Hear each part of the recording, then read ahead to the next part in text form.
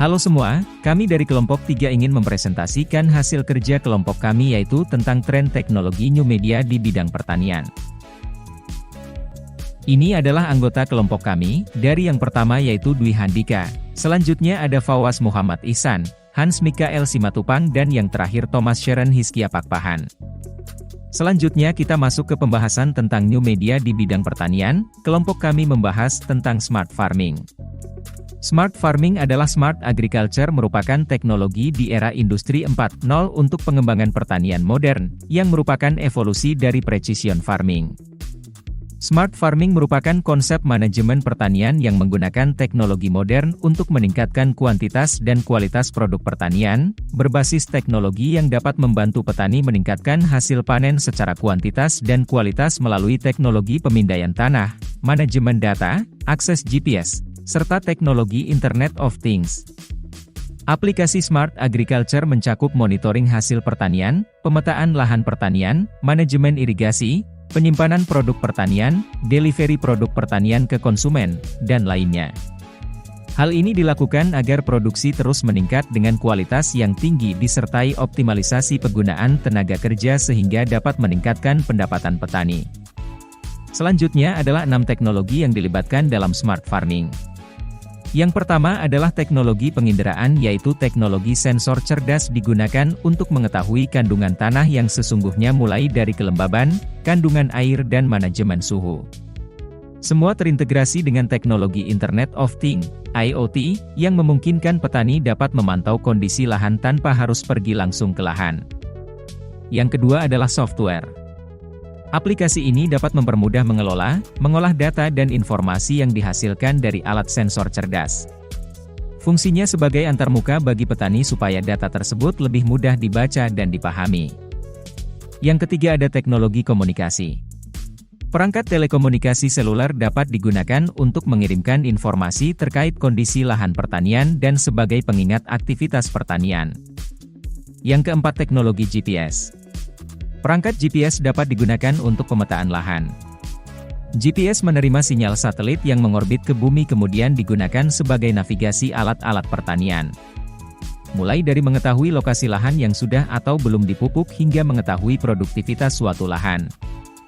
Yang kelima hardware. Perangkat keras membantu pekerjaan secara otomatis dan terukur, seperti robot atau drone.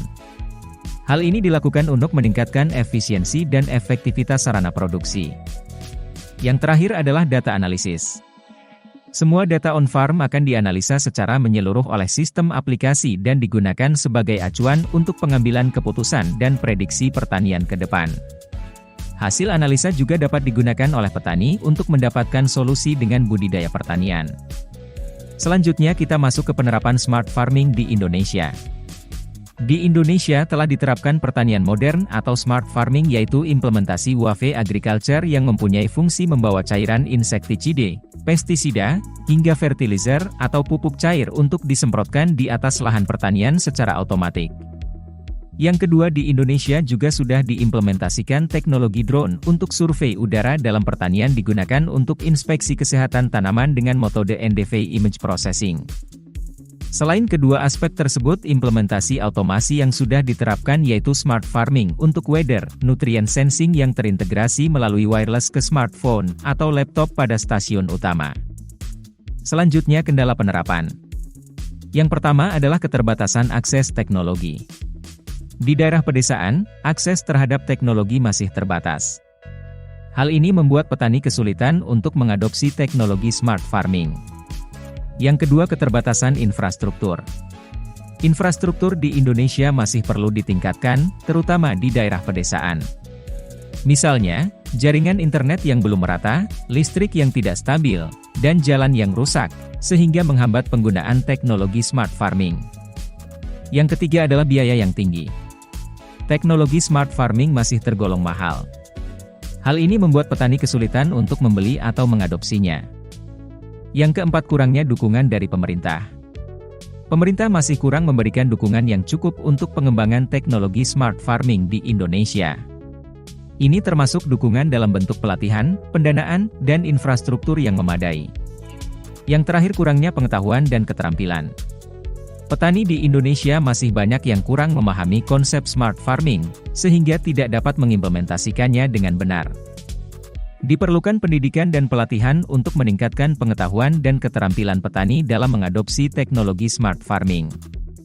Itu saja dari kelompok kami, terima kasih.